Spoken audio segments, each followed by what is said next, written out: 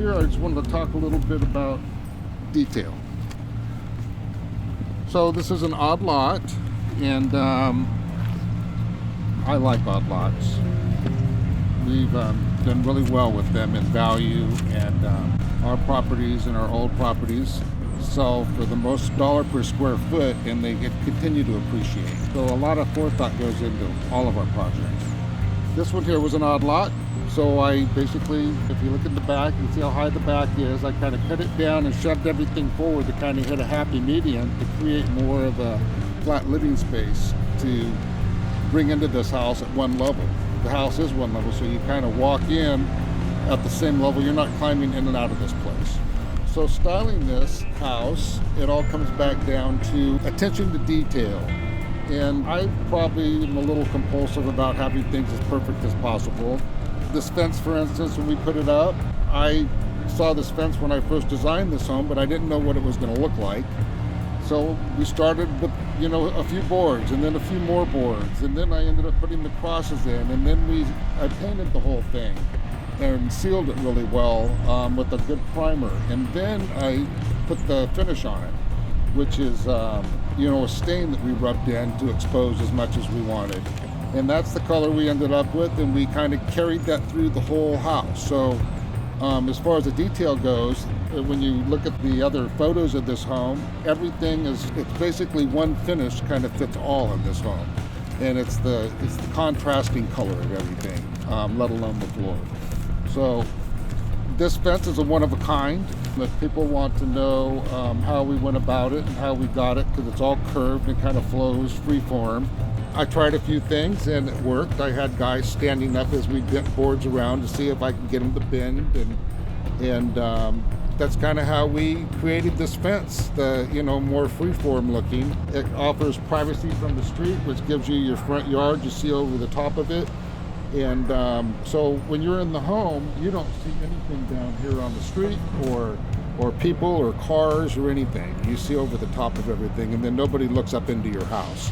The doors, face this way. The house was positioned to face south, which is this way, north is that way. The home is very bright and light all year long. I mean, in the wintertime, the sun's a little lower, but it's really pretty delightful, light and airy. In the summertime, the sun's a little higher, which doesn't shine in the house, but it's still very bright.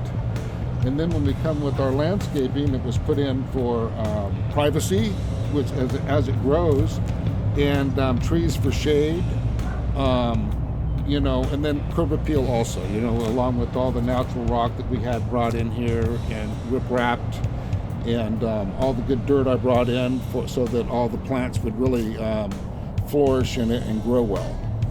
So, and then here you have drainage and dry wells. You got to contain all your storm water and runoff water on the property, and so we accommodated that.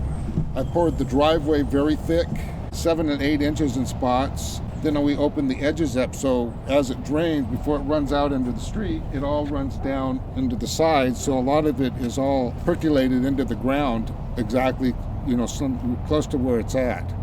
Instead of, putting a porous concrete in or pavers where it would just leach through it. I find that doesn't keep you with the real solid driveway. It's kind of gets mushy underneath. After you have so much water, it can only take so much, and it's very saturated.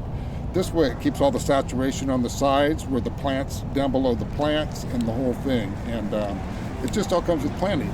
It's all detailed. You don't see any roof jacks or anything coming out of this home. Even fans or whatever, it's all very well planned and low profile, so it's not a real noticeable thing. And then I put steel on it, and it's got Galvalume gutters, so that's a little bit more hip than most people would do. You see a lot of case style, but I did a big Galvalume gutter on it, which is, timeless and big, and it will last forever. Put gutter guards on it, so, another detail of nobody's gonna have to get up there and clean out the gutters every year. There's not a lot of trees here right now, but eventually when all the trees that we planted grow, you'll end up with that. I mean, the tree in the front yard will grow, 40 feet one day, so, and offer shade in the summertime. And so everything's been very thoughtfully put in here. Shade, where the sun comes up, where it goes down, wind, shelter, all of that. So thanks for checking out the John Webbcast. Follow us on Facebook, TikTok, Twitter, Instagram.